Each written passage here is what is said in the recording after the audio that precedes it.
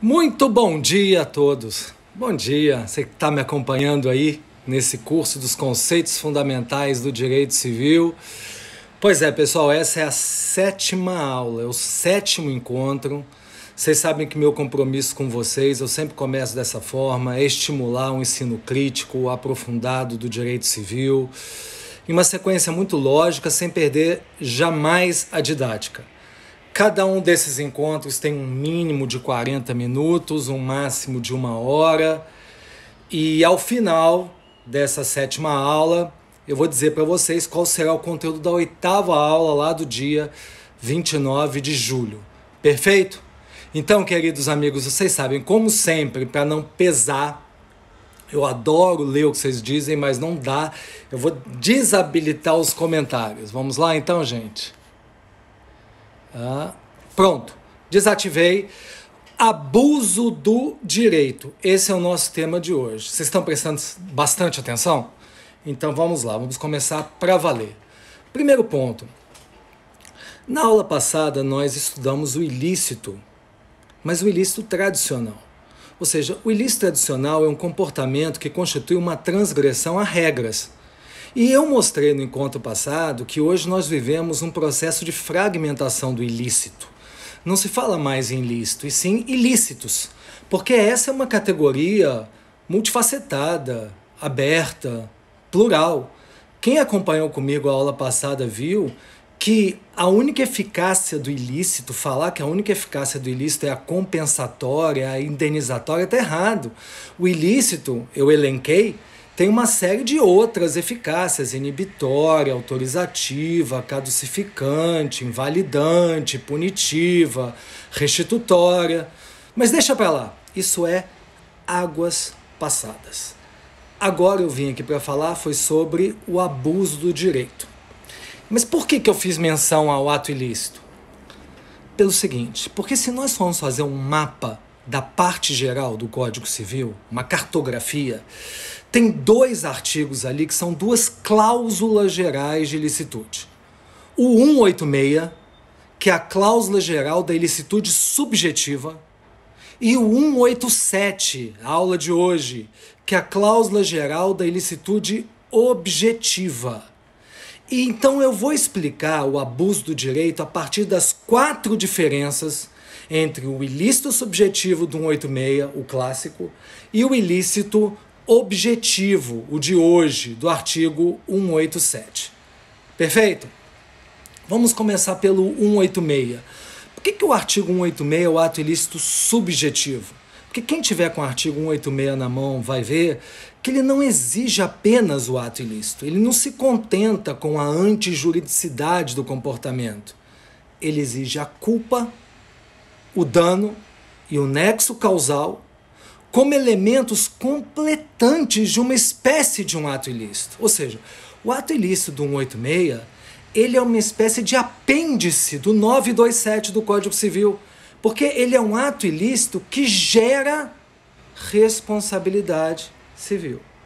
Ninguém nega que a responsabilidade civil é uma eficácia preponderante do ilícito, mas ela não é a única, ela não é a exclusiva. Então, esse ato ilícito clássico do artigo 186, ele é o ato ilícito subjetivo, insisto, porque ele exige a culpa. O que seria a culpa? É aquela regra moral da responsabilidade civil. É o elemento psicológico, o elemento anímico, intencional do agente. Aquela questão da previsibilidade, ou seja, o agente ele poderia escolher outro modo de agir ou não. Então, isso é o artigo 186, o ato ilícito subjetivo. Agora, o abuso de direito não. Eu estou na primeira diferença, hein? Ele é diferente, ele é outra história. Da onde que começou o abuso de direito? Isso é importante. Ele começou de uma teoria francesa dos atos emulativos. O que é isso? Os proprietários em França, em qualquer lugar, lá no século XIX, o que se cogitava é, será que o proprietário pode ter um direito ilimitado? Usar sua propriedade como quiser? Porque em 1913 veio um caso ao Tribunal Superior francês, o caso Clément Bayard, pelo qual um sujeito era um proprietário de um imóvel e o seu vizinho lançava dirigíveis. Ele ficou invejoso, não gostou daquilo. O que ele fez? Ele falou, bom, eu sou proprietário, eu posso fazer o que eu quero. Ele construiu espigões de ferro de 16 metros de altura para impedir que os dirigíveis do vizinho alçassem voo. E aí, pela primeira vez, o tribunal francês entendeu, opa, isso aí é abuso do direito, a sua propriedade não é limitada, o exercício dos seus direitos não pode ir até onde você queira. Por que eu falei sobre isso? Porque o nosso Código Civil, ele traz no artigo 1228, parágrafo 2º, a teoria dos atos emulativos. Todavia, senhoras e senhores, esse não é o conceito atual do abuso de direito. Esquece, a teoria dos atos emulativos do 1228 é o pontapé inicial. Mas o ilícito do 187, o ilícito objetivo, não se inspirou nessa teoria. Ele se inspirou no artigo 334 do Código Civil de Portugal de 1966. É uma outra concepção de abuso do direito. É uma concepção do abuso do direito como um exercício desproporcional de uma posição jurídica. Inclusive, eu já quero adiantar, tem uma discussão se é abuso do direito, como eu uso, ou abuso de direito, como vários doutrinadores usam, inclusive a professora Judite Martins Costa. O que eu quero dizer? Por que alguns preferem abuso de direito? Porque quando se fala do abuso, ele não é apenas um exercício desproporcional do direito subjetivo. É um exercício excessivo, desproporcional de qualquer situação jurídica, não só de um direito subjetivo, de qualquer poder, de qualquer liberdade, de qualquer pretensão, de qualquer faculdade. Então fique à vontade de falar abuso do direito ou abuso de direito. O que importa para mim explicar para vocês nesse momento é que nós adotamos, foi uma evolução do direito francês. Foi a teoria objetiva finalista de Josserand. O que o Josserand disse na sua teoria finalista? Que no abuso do direito não se investiga a intenção, a vontade do agente, o elemento psicológico, a sua culpa, e sim o seu comportamento excessivo. Por isso que é um ilícito objetivo. Quando Josserand levantou essa tese, teve um outro doutrinador francês, o Planiol, que ele falou o seguinte, essa coisa de abuso do direito é uma logomaquia. O que é uma logomaquia? É uma contradição em termos, porque se alguém tem um direito, como é que pode ter abuso? Se eu tenho direito, é meu, não existe abuso. Mas a correção que o Josserand fez foi fundamental. O Josserand falou uma coisa que eu acho muito legal até hoje. Ele disse, un droit porté trop loin devient une injustice. O que ele quer dizer? Quando alguém tem um direito, mas leva esse direito muito longe, esse direito acaba virando uma injustiça. Isso é até uma frase do Voltaire. Então, para vocês entenderem por que o abuso do direito é um ilícito objetivo, eu vou dar um exemplo. Imagina que você que está me ouvindo está andando pela rua, está sem dinheiro, e aí entra numa loja da Crefisa e eles te dão 20 mil em um crédito pessoal não consignado.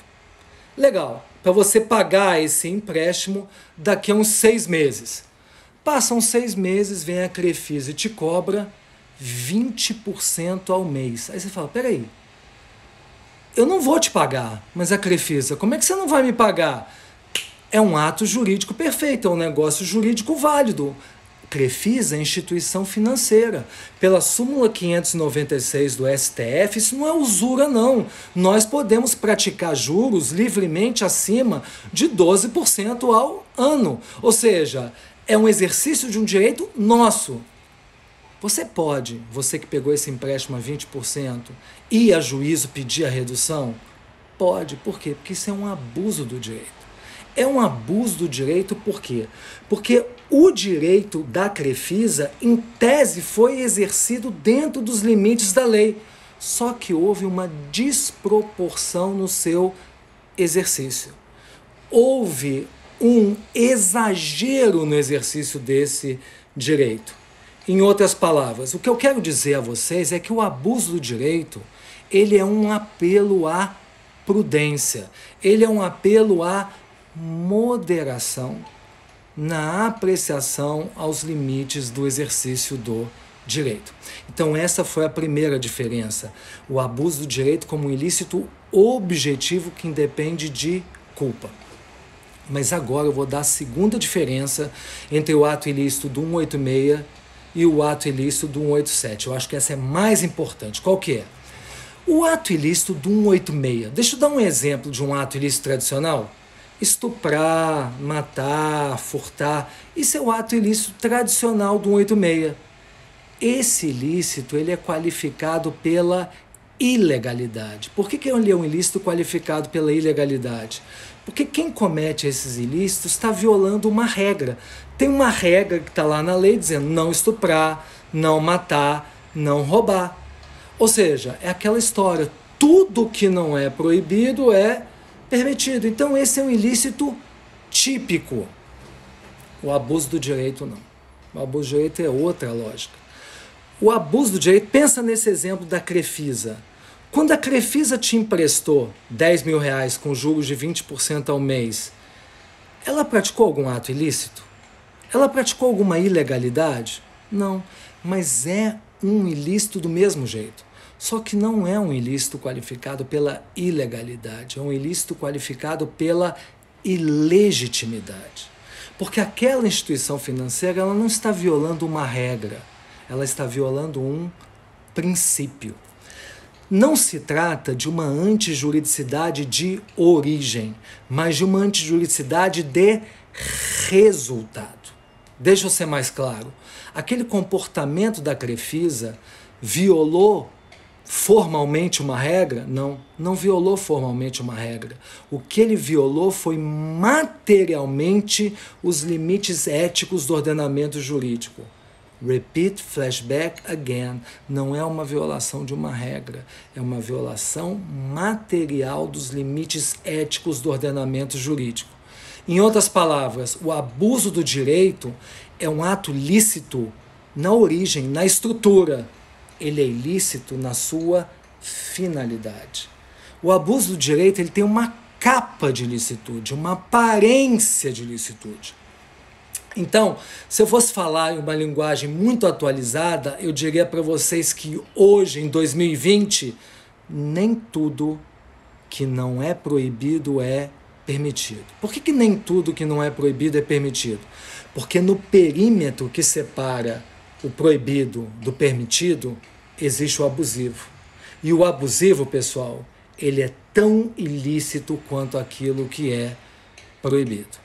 Então, essa é uma segunda diferença, ou seja, o abusivo é um ilícito, mas não é qualificado pela ilegalidade, ele é qualificado pela ilegitimidade. E qual seria, então, a terceira diferença entre o ilícito do 186 e o ilícito do 187?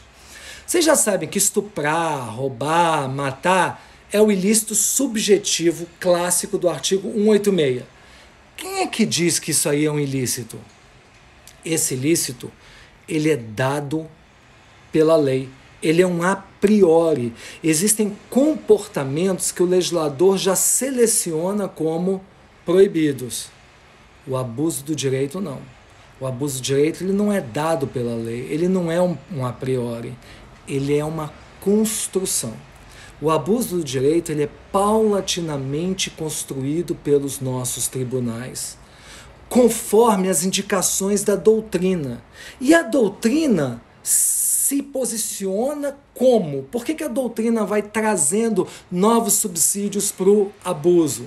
Porque o que a doutrina faz é atualizar a cláusula geral do 187. A doutrina percebe o que qualquer comunidade, em determinado tempo, entende como inaceitável, entende como intolerável.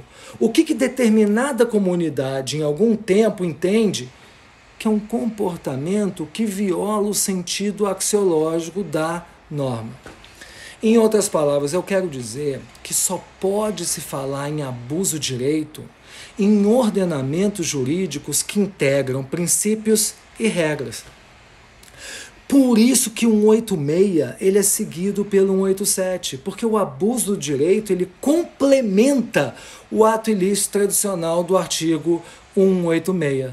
Ou seja, de uma forma mais refinada, eu já me sinto à vontade com vocês agora, eu posso lhes dizer que o abuso do direito ele é um mecanismo de autocorreção do direito para os casos em que aquelas regras que, em princípio, permitem o exercício de direitos, elas resultam injustificadas à luz de princípios. Ou seja, é muito importante que eu diga para vocês que tem uma questão de segurança jurídica. Toda vez que um juiz de direito diz, opa, isso é um abuso de direito, essas sentenças têm que ser controláveis. Essas sentenças têm que ser coerentes. Por quê? Porque os juízes não podem argumentar o abuso do direito com base em um sentimento pessoal, em uma moral extrajurídica. Não. Eles têm que colocar o abuso do direito dentro do sistema jurídico. E para quem está me acompanhando desde o princípio, ânimo, pessoal, qual é a quarta distinção entre o ilícito tradicional subjetivo do 186 e o ilícito objetivo, o abuso de direito do 187. É que quem vai lá no 186, quem está com o Código Civil na mão, vê o seguinte, o ato ilícito tradicional está lá escrito, ele foi projetado para ter uma eficácia reparatória. Ele remete à responsabilidade civil do artigo 927 do Código Civil, ou seja, quem comete o ilícito, causou dano, é obrigado a indenizar. O abuso de direito, não. O 187, leiam ali, ele silencia quanto a eventuais eficácias. Ele não diz em momento nenhum que o abuso de direito, o controle dele é pela responsabilidade civil. Não. O controle do abuso de direito é independente da existência de danos. Então, qual que é a sanção ao abuso de direito? São várias. Pode ser até mesmo a simples paralisação da atuação abusiva. Então, vamos avançar. Agora que vocês já viram comigo as 4 distinções entre as 2 cláusulas gerais do ato ilícito, eu pergunto a você, como é que a doutrina e a jurisprudência têm concretizado o abuso do direito nesses 18 anos de Código Civil? Então, eu vou fazer uma outra pergunta. Vocês já pararam para se indagar por que o ordenamento jurídico concede a você um direito? Porque o direito subjetivo ele é um instrumento para uma pessoa realizar interesses e satisfazer necessidades pessoais. Vocês concordam comigo? Agora, tomem cuidado. Toda vez que o ordenamento jurídico te concede uma posição jurídica, essa situação jurídica ela é marcada funcionalmente. Ela é tatuada desde o início. Ou seja, não cabe o exercício inadmissível de qualquer posição jurídica. Então, amigas e amigos, a premissa do abuso do direito é uma falta de correspondência entre o interesse abstrato que aquela posição jurídica representa e o interesse concreto que o titular do direito persegue. De uma forma bem romântica, eu quero dizer que se o Miguel Reale tivesse vivo, ele ia estar muito feliz, porque o abuso do direito, do artigo 187, é uma síntese da diretriz da eticidade tão cara a ele. Ou seja, é aquela noção, o artigo 187 é uma cláusula geral, porque ela é uma norma aberta aos influxos da Constituição. Ou seja, a autonomia privada é o princípio central do direito civil. Só que o 187, ela permite que o princípio da solidariedade entre nas relações obrigacionais para dizer que em alguns casos haverá abuso do direito quando a sua autonomia privada ela é exercida de forma excessiva, desproporcional, uma verdadeira eficácia horizontal dos direitos fundamentais. Muito bem. Segunda parte da minha agradabilíssima conversa com vocês. Quais são as categorias de abuso do direito que vêm sendo construídas? Eu posso lhes dizer com absoluta segurança que nós temos hoje 3 categorias de abuso do direito e 7 espécies. 3 categorias e 7 espécies. Primeira categoria, desleal exercício de direitos. O que é o desleal exercício de direito? É um exercício desequilibrado de uma posição jurídica. Qual é a espécie de desleal exercício de direito que eu posso usar agora com vocês? Anotem. É o adimplemento substancial. Adimplemento substancial. Imagina que um sujeito, ele está comprando o seu apartamento, promessa de compra e venda, são 50 prestações, ele já pagou 47, faltam 3, e ele entra em uma situação de impossibilidade de pagamento. Você que é o credor, você pode exercer o direito, o seu direito potestativo, a resolução do contrato? Você fala, Nelson, em princípio sim, está lá no artigo 475 que eu posso resolver o contrato pelo inadimplemento. Só que nesse caso, o inadimplemento ele não atingiu a essência do negócio jurídico. Você não concorda que esse é um inadimplemento de baixa gravidade? É. Então, o que o abuso do direito nos ensina? Que nesses casos, se você exercitasse o direito potestativo à resolução do artigo 475, esse direito ele estaria sendo exercitado de forma desproporcional. Então, qual é a solução dada pela jurisprudência? Ao invés da resolução do negócio, você pode, como credor, exercer uma pretensão de cobrança aquelas 3 prestações que estão em branco. Com isso, é preservada a utilidade da prestação e há uma conservação do negócio jurídico. Ou seja, pela teoria do adimplemento substancial, o magistrado ele faz uma espécie de modulação das alternativas do credor para a tutela do crédito remanescente. Bem interessante. Então essa é a categoria do desleal exercício dos direitos, que eu dei uma espécie. Agora, essa segunda categoria é mais rica, hein, senhoras e senhores? É o desleal não exercício dos direitos. O que é o desleal não exercício do direito? Ele sempre tem como premissa 2 atitudes que são deslealmente contraditórias. 2 atitudes que são deslealmente contraditórias. O primeiro exemplo, mais famoso, é o venire contra factum proprium. O que quer dizer venire contra factum proprium? Literalmente é o agir contra uma conduta anterior. É o exercício de uma posição jurídica em contradição com um comportamento que você assumiu anteriormente. São 2 comportamentos lícitos e sucessíveis. Só que o segundo comportamento, ele é uma contradição com relação ao primeiro. Vou dar um exemplo e vocês vão entender. Imagina, você que está me vendo aí, que eu te devo 50 mil reais e eu falo, amigo, eu vou te pagar hoje, toma um cheque. Só que só desconta esse cheque para daqui a 30 dias, porque esse cheque é pré-datado. Você fala, beleza, professor Nelson, deixa comigo que eu só vou descontar daqui a 30 dias. Sabe o que você faz? No dia seguinte você vai lá no banco e desconta esse cheque. Mas sabe o que acontece? Eu não tinha dinheiro na minha conta naquele dia. E aí, então, como é um cheque sem fundos, a minha conta é encerrada, meu nome é negativado, vai lá para o cadastro de inadimplentes. Eu pergunto, por que a súmula 370 do STJ diz que há dano moral quando o credor apresenta antecipadamente o cheque pré-datado? Cheque pré-datado não é uma figura criada pelo costume? Cheque não é uma ordem de pagamento à vista? O substrato dessa súmula 370 é o venire contra factum proprium. Porque olha nesse exemplo os 4 elementos do venire contra factum proprium. Primeiro, você diz, ok, professor, daqui a 30 dias eu vou depositar o seu cheque. O que é isso? Isso é o factum proprium. é a primeira conduta.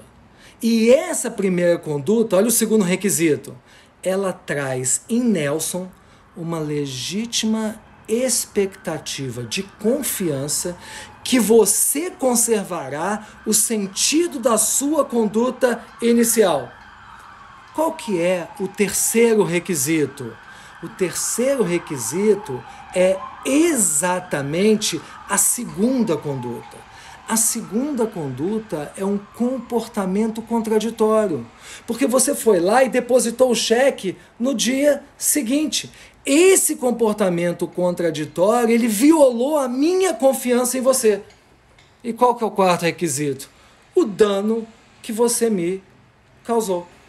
É por isso que se fala na Espanha e no Brasil também na teoria dos atos próprios. O que quer dizer teoria dos atos próprios? Ou seja, ela impede que alguém volte em seus próprios passos. Ou seja, ela desestimula esses comportamentos incoerências. Vamos dar uma paradinha? Incoerência isoladamente não tem nada de errado. É bom a gente mudar de ideia na vida.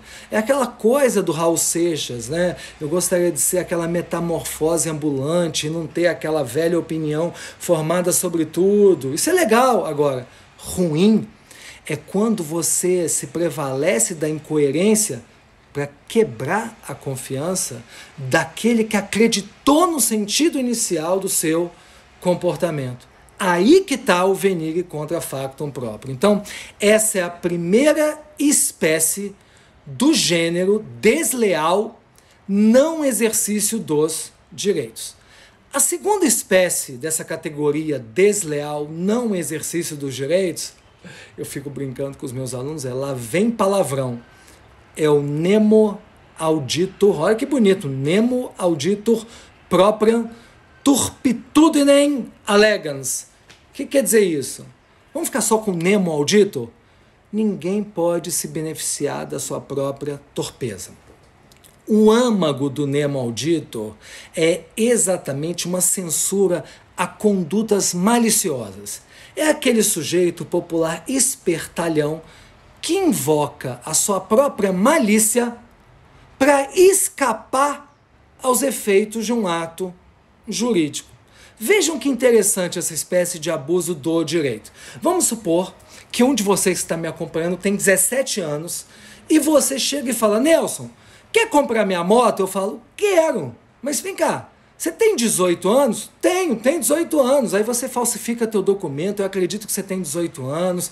Então pronto, eu não preciso da assistência dos seus pais porque você é absolutamente capaz, você se declarou maior.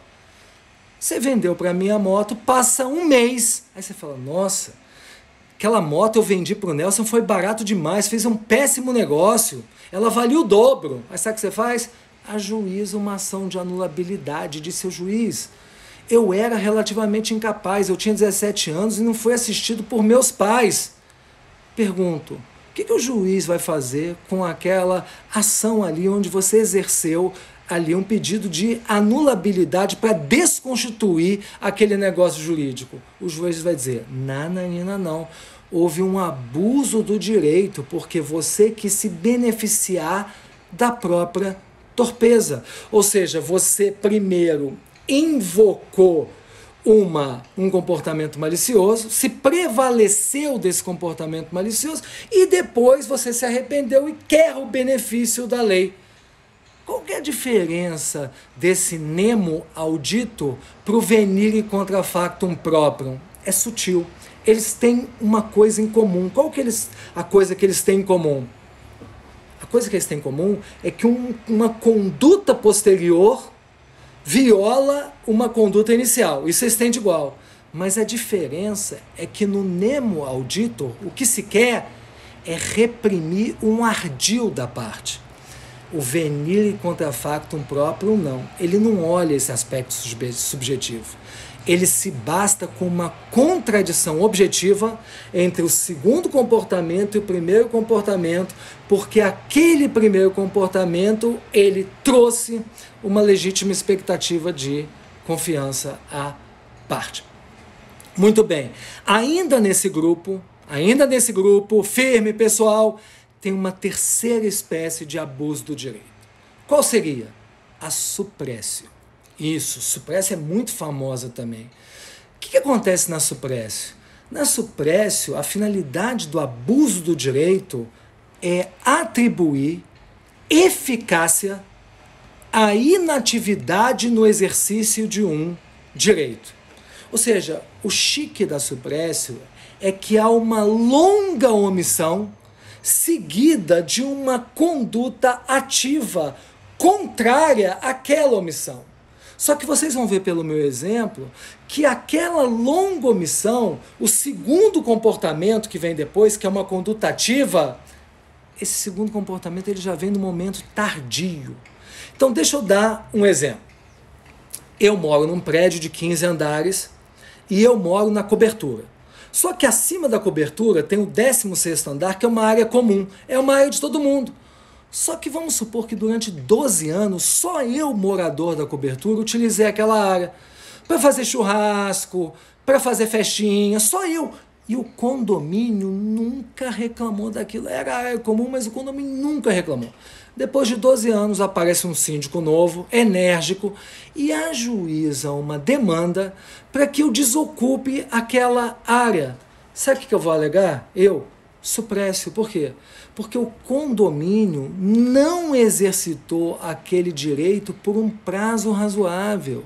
Houve uma longa omissão. E agora que ele deixou de exercitar o direito por um longo prazo, ele não poderá mais exercitar. Por quê? Porque aquela longa omissão, certo? Ela, por um razoável período, ela gerou em mim, morador da cobertura, uma legítima expectativa de que o condomínio ele se conformou com aquela situação. Percebam, quando o juiz ele decreta suprécio na sentença, isso não é um uso capião da cobertura. Por quê? Porque aquilo é área comum. Pela lei do condomínio, eu não posso usucapiar a área comum. Só que aquela sentença, para mim foi ótima, porque paralisa o exercício do seu direito. Em outras palavras, enquanto eu for morador daquela cobertura, ninguém pode me amolar. Eu vou continuar utilizando aquilo com exclusividade até o dia que eu vendo um apartamento para o outro, porque aí não se transmite a minha situação subjetiva de suprécio para o eventual adquirente. Amigas e amigos, o que é a surrectio? Surrectio é o reverso da moeda, é o outro lado da moeda. Assim como o condomínio sofreu a suprécio, houve a supressão no exercício de direito, para mim, Nelson, houve a surrectio, ou seja, eu adquiri aquela posição jurídica, aquele direito ao uso da coisa com estabilidade. Então, sempre quando há suprécio por um lado, surge a surrectio no outro lado. Para não ficar muito óbvio, deixa eu dar um exemplo bacana de surrectio para fugir das obrigações no direito de família. No direito de família teve um caso interessante que foi o caso Anitta. O que foi o caso Anitta? Um sujeito casado, logo que a mulher dele engravidou, ela contou, olha, esse filho que vem ao mundo não é seu não, ele é fruto de uma traição. E aí esse homem que era o marido falou, não, tudo bem, pode ser traição, mas vou criar como meu. E aí nasceu a criança, esse cara que era o marido, ele registrou a criança como sua, ou seja, paternidade registrada e sócio-afetiva. E mais, a mãe ainda contou para o verdadeiro pai, para o amante, olha, você que é o pai, não é o meu marido. Sabe o que esse amante fez? Ele sabia que ele era o pai biológico, mas durante 3 anos ele não fez nada. Depois de 3 anos ele resolveu ajuizar uma demanda de anulação de registro civil mais o reconhecimento de paternidade. E o Tribunal de Justiça do Rio de Janeiro entendeu, não, ele que é o pai biológico.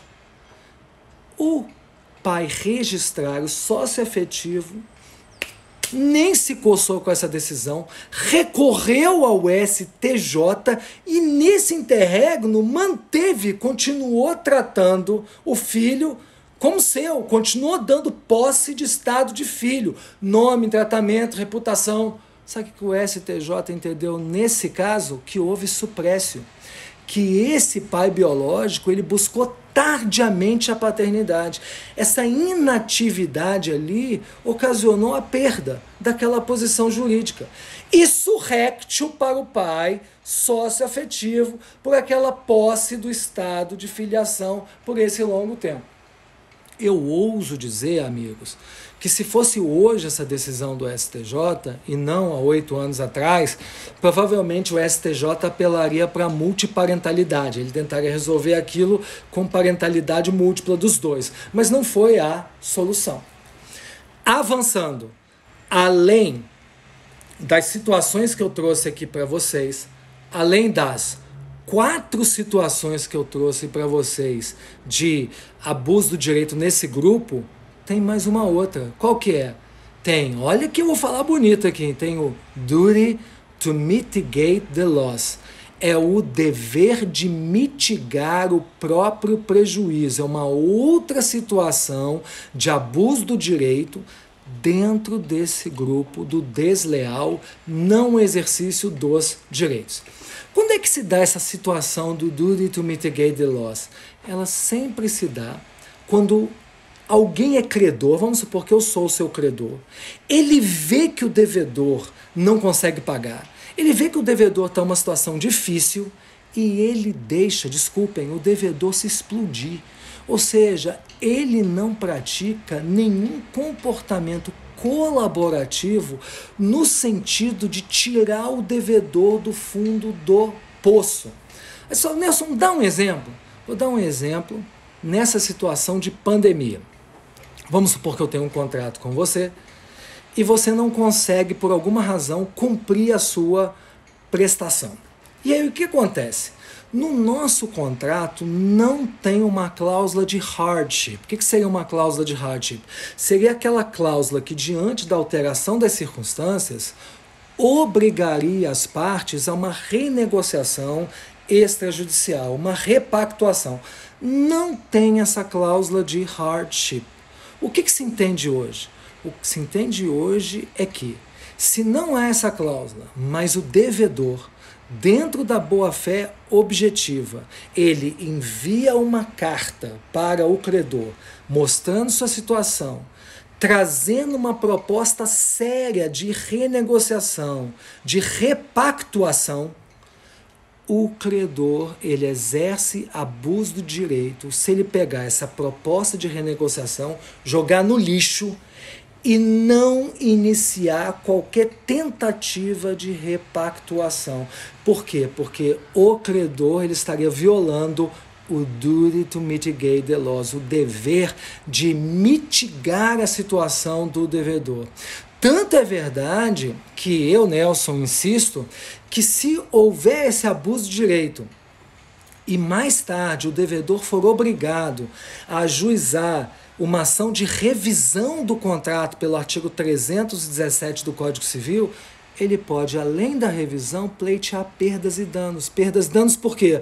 Porque eles podiam ter resolvido isso extrajudicialmente e o devedor foi obrigado a levar essa revisão ao juízo justamente pela renitência do credor em renegociar. Tá? Então, essa é uma outra espécie de aplicação da teoria do abuso do direito. Então, eu já falei de 2 grupos. O desleal exercício dos direitos e o desleal não exercício dos direitos. Mas tem um terceiro grupo. Qual que é o terceiro grupo? É o grupo da desleal constituição de direitos. É um terceiro grupo, desleal constituição de direitos. E, como eu estou botando aqui o óculos ainda temos 20 minutos, qual seria o melhor exemplo de abuso do direito nesse terceiro grupo da desleal constituição de direitos? Seria o tucoque. É só, Nelson? Lá vem latim. O que quer dizer tucoque? Tucoque foram as últimas palavras de Júlio César antes de ser punhalado diversas vezes por seu herdeiro Brutus. Ele falou, tucoque bruti filimi, quer dizer, tucoque quer dizer até tu. Por que o até tu? Por que essa incredulidade de César? Porque a máxima do Tucoc é que quem viola uma norma não pode posteriormente dela se prevalecer. Ou seja, é aquela máxima da ética que está lá no Pequeno Príncipe. Quem não leu o Pequeno Príncipe? Não faça aos outros aquilo que tu não queiras que façam a ti mesmo. Ou seja, o famoso 2 pesos e 2 medidas. Deixa eu dar um exemplo para vocês entenderem. Com base na pandemia.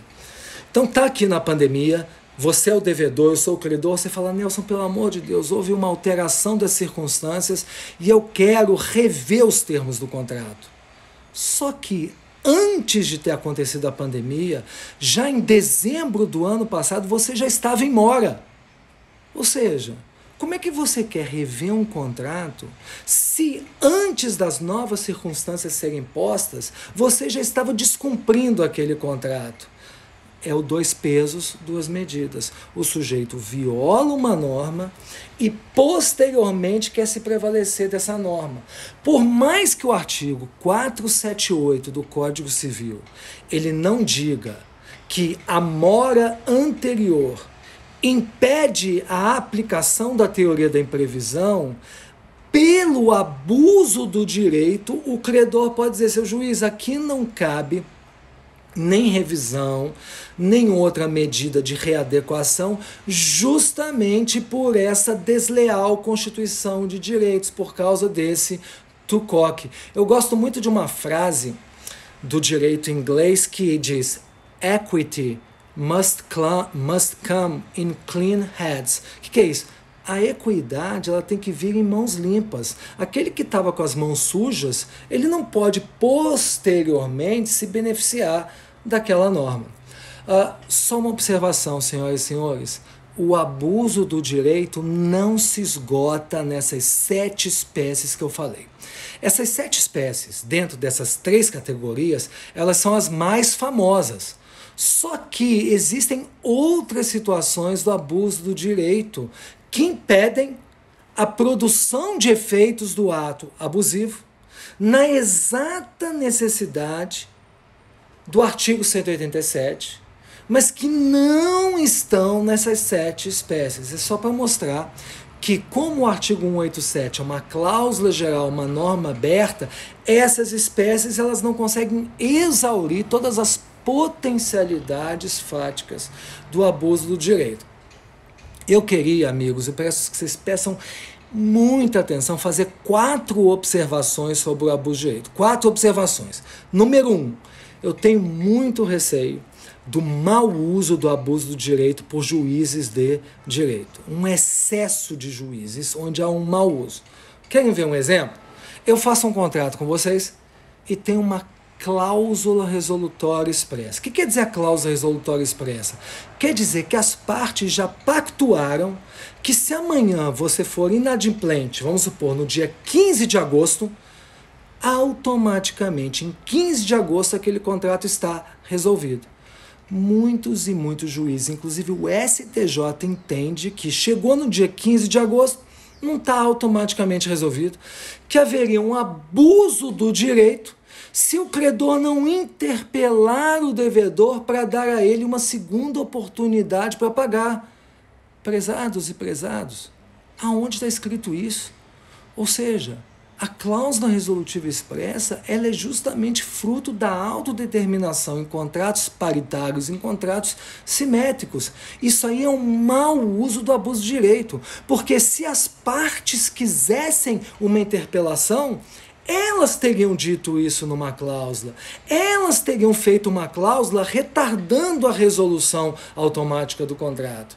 Então a gente tem que tomar muito cuidado com o excesso dos tribunais no mau uso do abuso de direito, numa intervenção desproporcional sobre o princípio da autonomia privada.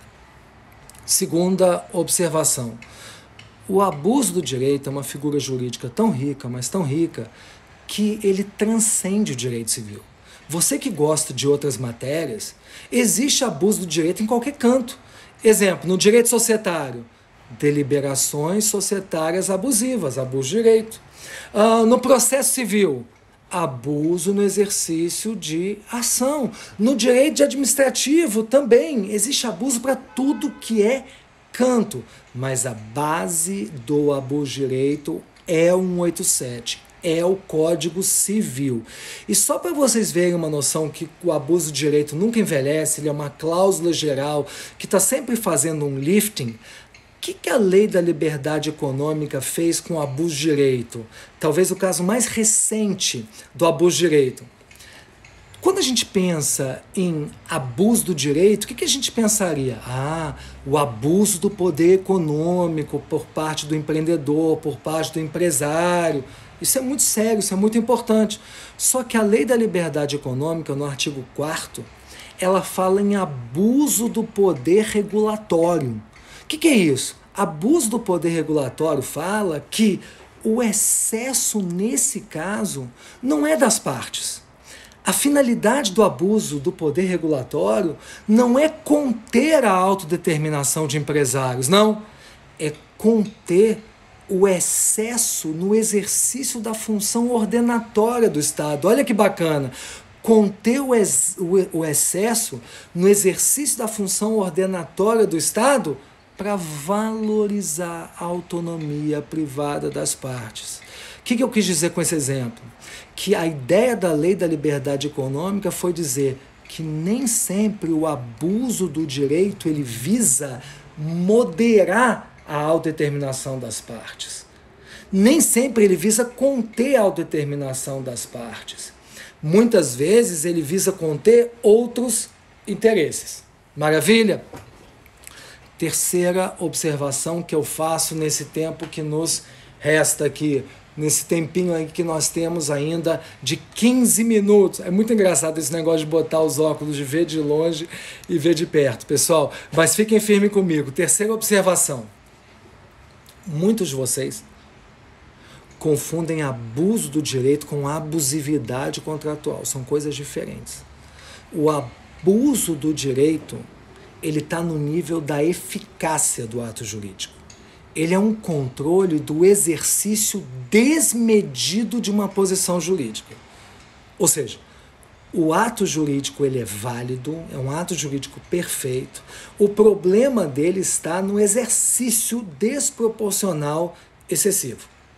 A abusividade contratual é outra ideia. A abusividade ela surge do próprio conteúdo de um contrato.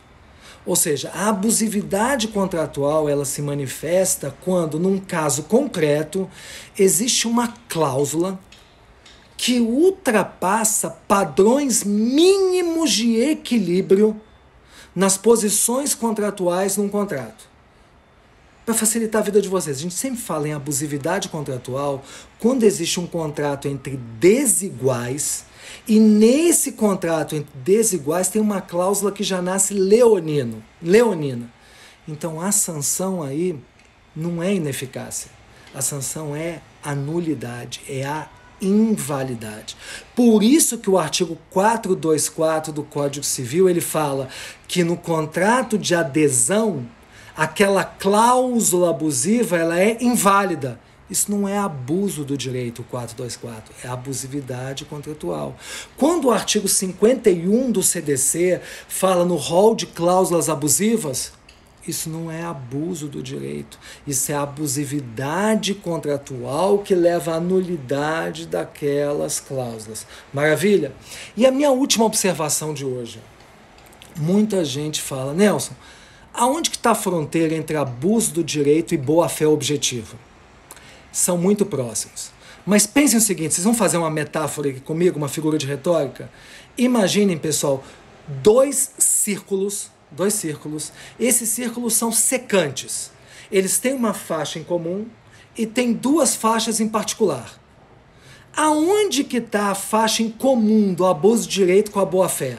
A faixa em comum está no fato que a boa-fé objetiva, uma das funções dela, é exatamente uma função de